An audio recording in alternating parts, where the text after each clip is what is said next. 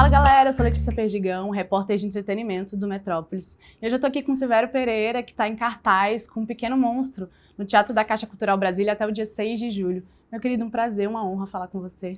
Um prazer também, está sendo incrível estar aqui em Brasília com essa plateia sensacional. Me arrisco a dizer que tem sido uma das melhores plateias que eu tenho visto nessa temporada desse espetáculo. Bom, e você passou um tempo brilhando aí no audiovisual, né, Silvério? Como é que foi a volta pro teatro? Me conta. Eu tenho essa coisa, assim, eu gosto de dosar bem o meu lugar do artista, que é um artista que faz parte desse lugar do teatro, do cinema, da televisão, e aí eu faço sempre um manejo de conseguir dar conta de tudo isso, porque é uma necessidade minha também.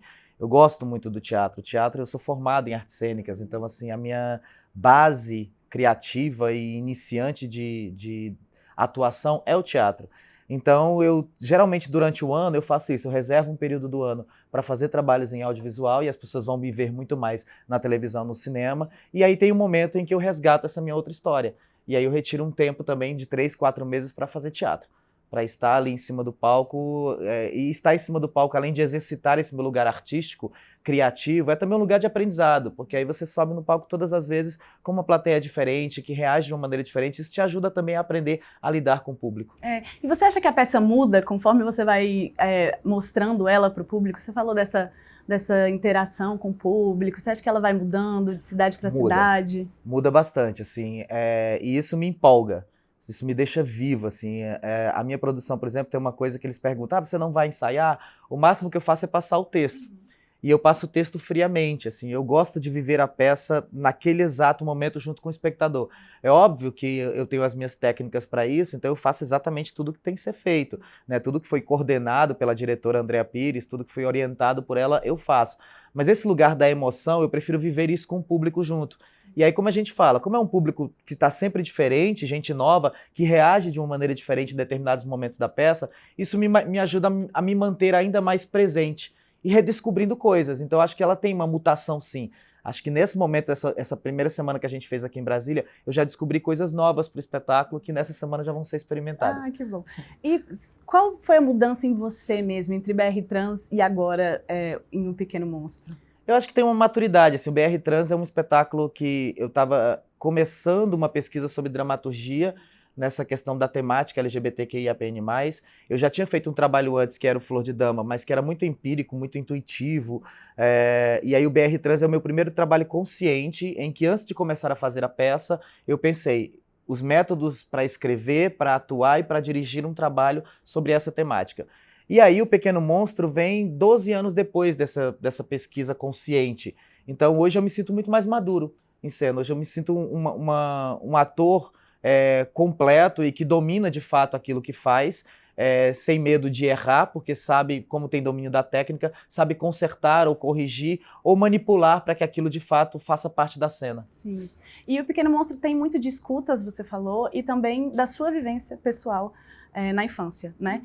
Teve algum momento que foi mais difícil de resgatar, mais emocionante, que te tocou num lugar mais afetivo mesmo? Eu acho que isso tem muito a ver no início do processo, assim, quando eu decido fazer a peça, porque é uma peça que fala sobre violência LGBT na infância. E aí, para fazer essa peça, eu vou em busca primeiro da criança que eu fui, né, da minha história enquanto uma criança LGBT, de todas as questões que eu sofri de bullying, né, de xingamentos, de violências físicas, verbais, eu fui buscar um pouco disso. Mas antes de montar a peça, obviamente que eu passei por um processo de terapia muito profundo, assim, de entender os meus traumas e tentar superar e corrigir essas feridas enquanto um homem adulto. Então, a partir do momento, essa minha relação com essa temática, talvez mais sofrida, foi toda resolvida na terapia. Até porque eu acho que o teatro não é um lugar para se resolver isso, né? Acho que o teatro, as coisas precisam estar resolvidas para o artista. O espectador é quem tem que ter esse impacto e aí se perceber naquela história e entender, se perceber se ele é uma pessoa violenta ou se ele é uma pessoa violentada, em que momento ele se identifica com esse assunto e como ele pode fazer, a partir dessa experiência com essa temática, mudar o seu comportamento na sociedade. Sim. E você também estava na novela agora. Eu queria que você... São personagens muito diferentes, né? E eu queria... Como você faz essa transmutação mesmo, assim, de um personagem para o outro? Você leva uma coisa de um personagem para o outro? Ou o personagem morre ali, acabou a novela, acabou? Eu tenho uma coisa com com a TV, assim, com o cinema, que me interessa muito distanciar. Só que tem uma coisa na televisão, os 3 personagens que eu fiz na TV, que foi o Nonato, Elis Miranda da Força do Querer, no Pantanal, né? Agora me fugiu o nome do personagem, inclusive, mas o Pantanal, o Zaqueu do Pantanal e agora o Érico e a Verônica, são personagens que estão no mesmo guarda-chuva, né, da temática. São personagens que são personagens LGBTs. O que mais me preocupa em fazer personagens LGBTs é que eles sejam parecidos, que eles sejam muito iguais. Porque aí, o que me interessa dizer é que, por mais que sejamos LGBTs, nós somos diferentes. Né? Nós temos comportamentos diferentes, nós somos seres humanos diferentes, a gente não pensa igual, a gente inclusive diverge de diversas coisas.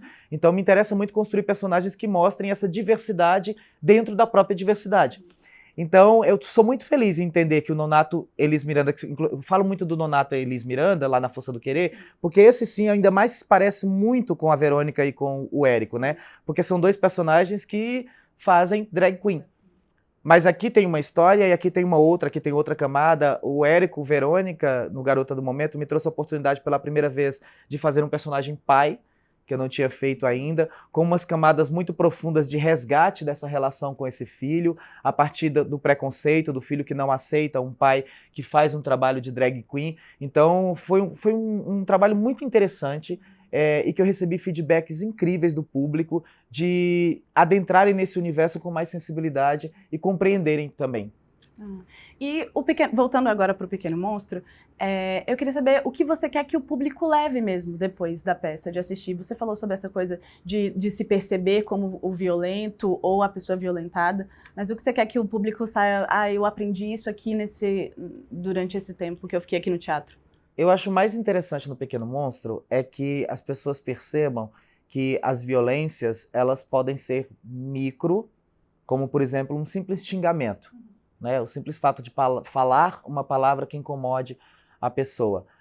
Mas essa palavra, que a gente pode chamar de microviolência, elas colaboram para as macroviolências. Elas podem se transformar em agressões físicas e elas podem, inclusive, levar às vias de fato. Então, a gente precisa compreender em sociedade que nós fazemos parte dessa violência inconscientemente. Eu gosto de falar na peça, por exemplo, de que tem momentos em que eu introduzo uma história e eu não complemento. E na maioria das vezes as pessoas complementam essa história com uma violência. Mas eu não disse que essa história terminaria com uma violência. Ela poderia terminar com uma situação super simples. Mas é para a gente entender o quão a sociedade está enraizada sobre a violência, principalmente na comunidade LGBTQIAPN+. Então o que eu mais espero quando a pessoa sai do espetáculo é que ela tenha um pouco mais de consciência da importância que um indivíduo tem num coletivo, que é a sociedade. E que qualquer movimento que a gente faça, embora seja individual, ele reverbera coletivamente. Ele muda a sociedade, é isso que eu desejo. E pra gente fechar agora, a gente está tendo uma temporada aqui em Brasília mesmo, de muitas peças. O teatro está voltando mesmo, né? Graças a Deus. E aí eu queria que você falasse um pouco sobre isso. A gente ainda tem muito estigma, da Lei Rouanet, e não sei o quê. As pessoas têm um estigma sobre isso, às vezes por ignorância. E eu quero saber sua opinião sobre essa volta mesmo do teatro durante esses 2, 3 anos, depois da pandemia principalmente, que as pessoas estão indo mais ao teatro. Eu acho que a arte ela tem uma importância muito grande na história da humanidade. Né? Todas as vezes em que a arte foi atacada, ela foi atacada como uma tentativa de sucumbir a esse lugar do conhecimento. Porque a arte ela tem uma coisa muito interessante, que ela chega no espectador através do próprio espectador. Porque quando você vai no museu, quando você vai num espetáculo de dança, quando você escuta uma música e você se sensibiliza com isso, é porque você já tem isso dentro de você. Então, o bom da arte é isso, ela vai buscar quem você é. E como você manifesta isso através de uma experiência artística. Então, a gente sofreu aí um pouco durante alguns anos esse lugar de houve uma tentativa de sucumbir, esse lugar criativo. Então, o que a gente está vivendo agora é uma explosão daquilo que foi, de alguma maneira, travado.